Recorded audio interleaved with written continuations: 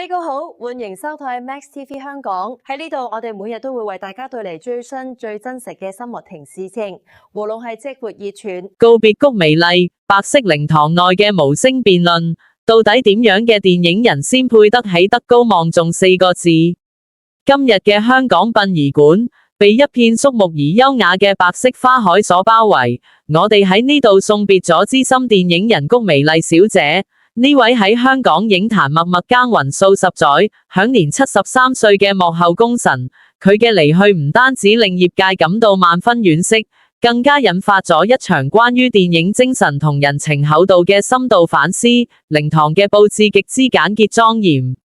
正中央掛住永遠懷念你5個大字，遺照中嘅谷小姐笑容溫暖，好似喺度同每一位到場嘅親友作最後嘅告別。而呢種低調中見氣派嘅風格，正正係佢生前做人處世嘅寫照，唔需要嘩眾取寵，實力同人品就係最好嘅名片。講到今次自製嘅名單，真係足以寫成半部香港電影史，由發哥周潤發到鄭伊健，再到張達明、麥當雄、盧冠廷、張婉婷、田啟文等等，呢啲平時深居簡出或者各有各忙嘅巨星同名導，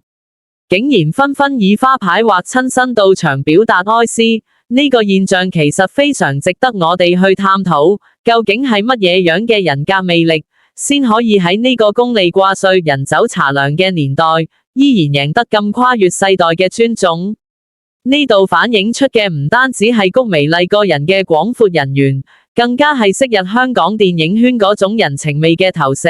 嗰種江湖地位唔係靠攞過幾多獎或者有幾多流量去定義，而係靠一份對專業嘅執着同對同儕嘅關懷所累積返嚟嘅。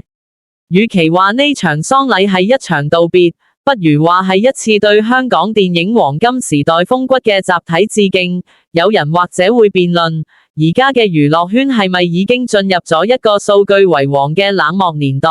以往嗰種片場如戰友、收工如家人嘅深厚感情係咪已經斷層？但谷小姐留低嘅呢片白色花海，正正係俾咗我哋一個好正面嘅回應。只要你對待創作有真心，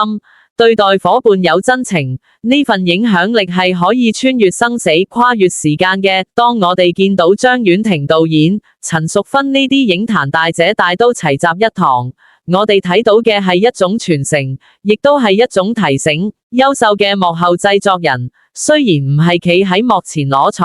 但佢哋先係支撐起成個產業、守住每一份作品靈魂嘅核心。谷美麗生前人緣極佳，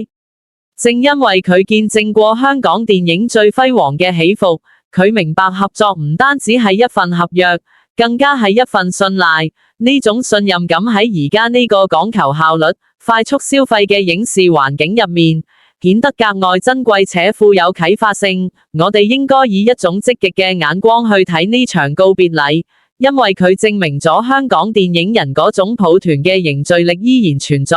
只要呢份對才華同人品嘅純粹敬意仲喺度，香港電影嘅根就唔會斷。雖然谷小姐已經行完咗佢精彩嘅一生，